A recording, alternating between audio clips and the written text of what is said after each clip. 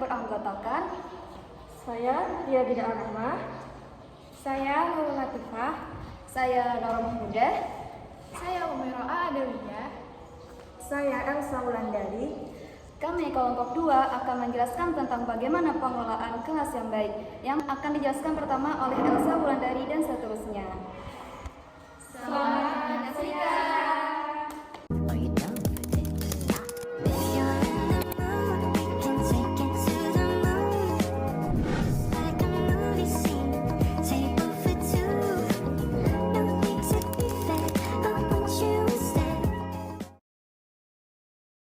Baiklah, yang pertama, mengapa kelas perlu dikelola secara efektif? Karena pengelolaan yang baik dapat meningkatkan proses pembelajaran, mengoptimalkan waktu, menciptakan lingkungan belajar yang kondusif, serta membantu memelihara disiplin dan motivasi siswa. Nah, ketika sebuah kelas dikelola secara efektif, guru dapat lebih baik mengatur waktu pembelajaran, menyusun materi dengan baik, memberikan dukungan kepada siswa yang membutuhkan, dan menciptakan lingkungan belajar yang aman dan nyaman. Selain itu, pengelolaan kelas yang efektif juga dapat membantu membangun hubungan yang baik antara guru dan siswa, meningkatkan keterlibatan siswa dalam pembelajaran, serta memfasilitasi kolaborasi dan interaksi antar siswa. Hal ini menciptakan suasana belajar yang positif dan menyenangkan, yang pada gilirannya dapat meningkatkan motivasi belajar dan prestasi akademik siswa. Baiklah, di sini saya akan menjawab pertanyaan bagaimana lingkungan fisik kelas yang bagus. Lingkungan kelas yang bagus yaitu di dalam sebuah ruangan tersedia dengan pencahayaan yang baik seperti lampu. Yang kedua yaitu tata letak tempat atau kursi dan meja bisa dibuat dengan cara kelompok sesuai dengan karakter siswa dan siswi. Yang ketiga yaitu tata rapi ruang kelas seperti kebersihan, lantai, dan terlihat tidak kotor. Mungkin itu saja jawaban dari saya. Next, pertanyaan selanjutnya. Oke, selanjutnya kita masuk ke pertanyaan yang ketiga. Bagaimana cara menciptakan lingkungan positif dalam pembelajaran? Nah, jadi kegiatan belajar itu bisa kita katakan berhasil apabila siswa dapat memahami dan menyerap pembelajaran dengan baik. Keberhasilan ini bergantung pada guru.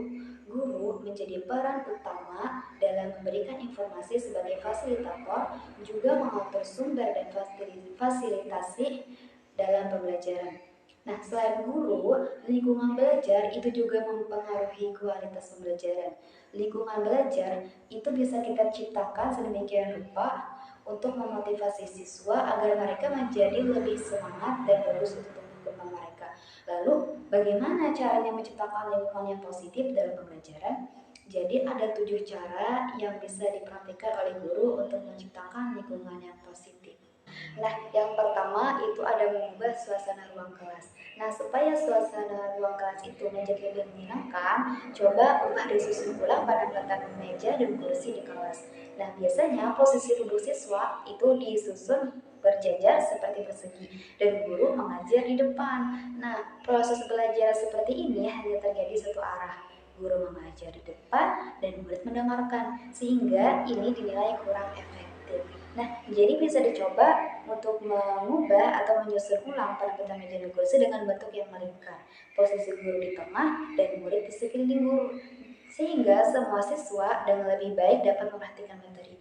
Atau guru juga bisa mencoba metode mobile teaching, yaitu guru benar-benar turun langsung dan menghampiri untuk membantu murid satu persatu dan menjelaskan tentang materi pembelajaran. Nah, ini akan membuat murid menjadi lebih rileks. Yang kedua, ada perbanyak interaksi. Guru dapat memberikan full attention atau perhatian penuh terhadap semua murid. Nah, ini dapat memancing diskusi, pendapat, atau argumen interaktif antara siswa dan murid. Nah, peran guru di sini adalah membuat murid itu nyaman dan leluasa untuk mengungkapkan ide-ide atau pendapat mereka. Nah, ini juga dapat melatih siswa untuk berani berbicara, menghargai dan mendengarkan pendapat orang lain, dan menjadi lebih terbuka terhadap perbedaan pendapat antar siswa. Nah, yang ketiga, beri perhatian yang sama ke semua murid. Guru harus memperhatikan, memahami, dan mengamati semua murid dengan sama rata. Jangan cenderung lebih memperhatikan murid yang pintar dan aktif saja, sampai lupa dengan murid lainnya yang kurang aktif. Nah, anak yang kurang aktif itu biasanya mereka memiliki kesulitan, sehingga harus diperhatikan juga oleh guru. Yang keempat, yaitu pahami latar belakang murid. Sikap dan perilaku setiap murid itu berbeda-beda, tergantung dari latar belakang keluarga, lingkungan, dan sebagainya. Nah, untuk mencari tahu masalah murid, ya guru harus cari tahu dulu latar belakang apa sih yang mempengaruhi perilaku murid tersebut. Jadi yang pertama, kita bisa berikan pendekatan yang sesuai dengan kondisi murid tersebut untuk mencari tahu apa sih akar permasalahan yang sedang dialami. Misal kita ajak murid tersebut untuk mengobrol tentang mengapa dia tidak bersemangat dalam belajar di sekolah setiap hari. Kemudian kita beri dia motivasi dan rangkul dia agar dia menjadi lebih bersemangat dan belajar dan datang ke sekolah.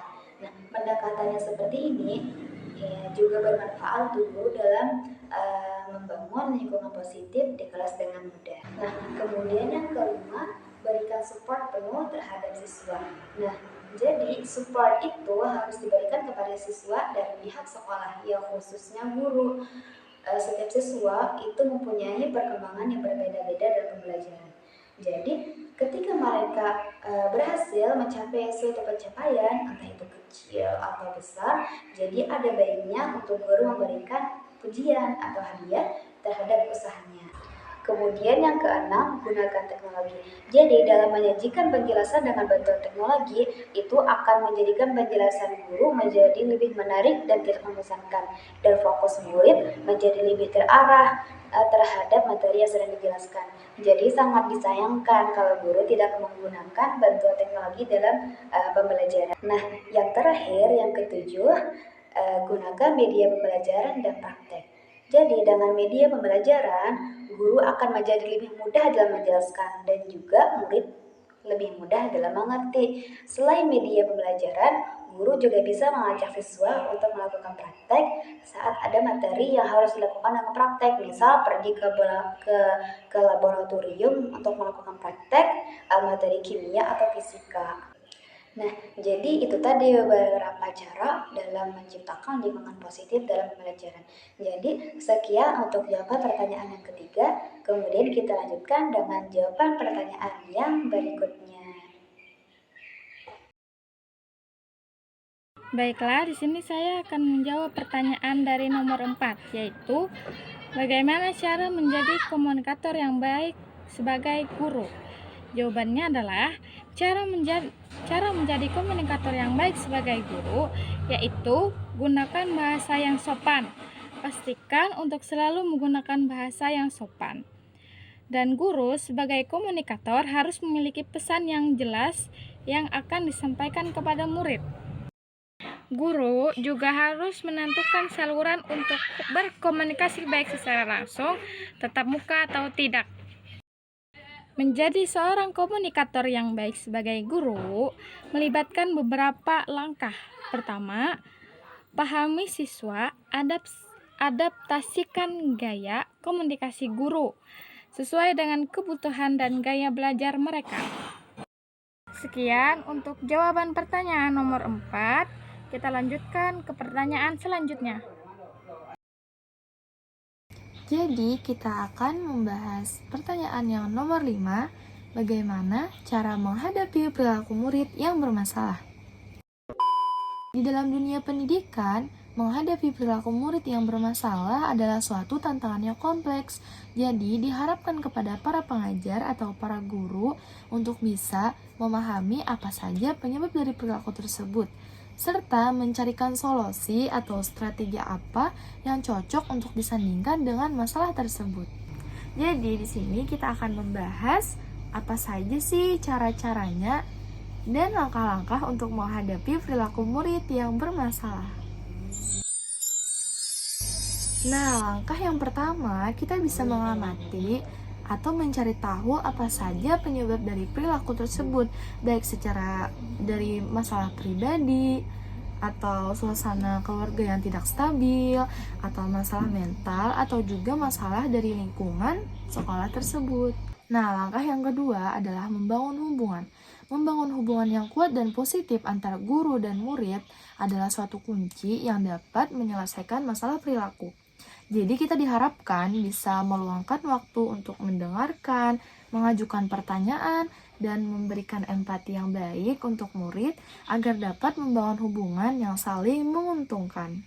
Oke, langkah yang ketiga adalah berkomunikasi secara terbuka. Nah, kita di sini diharapkan agar selalu melibatkan diri untuk berkomunikasi yang terbuka kepada murid untuk membahas tentang masalah perilaku secara rinci. Berikanlah kesempatan kepada murid agar dia dapat mengekspresikan perasaannya serta mengungkapkan apa saja yang ada di dalam pikirannya. Nah, langkah yang keempat adalah pengaturan harapan. Jadi kita jelaskan sejelas-jelasnya kepada murid perilaku seperti apakah yang kita harapkan agar dia dapat melakukan perilaku yang baik di dalam kelas maupun di luar kelas. Pastikan harapan dan konsekuensi yang ditetapkan sama dan adil untuk seluruh murid yang ada di sekolah tersebut. Baiklah, langkah yang kelima adalah berkolaborasi dengan orang tua murid tersebut. Jadi di sini kita bisa melibatkan orang tua atau wali murid untuk proses penyelesaian masalah perilaku tersebut. Nah, kita bisa bertukar atau berbagi informasi dengan orang tuanya dan bekerja sama untuk mengembangkan strategi yang konsisten baik di lingkungan sekolah maupun di lingkungan rumahnya. Nah, selanjutnya adalah mengimplementasikan sistem reward. Jadi, memperkenalkan sistem reward kepada murid ini bisa untuk memperkuat perilaku yang diinginkan dan mengurangi perilaku yang tidak diinginkan. Jadi kita bisa memberikan intensif tambahan kepada murid seperti kita memberikan pujian, penghargaan, atau pengakuan kepada murid tersebut supaya dia bisa berperilaku dengan baik. Selanjutnya yang ketujuh adalah kontinuitas dan kesabaran. Jadi mengubah perilaku ini memerlukan waktu dan konsistensi.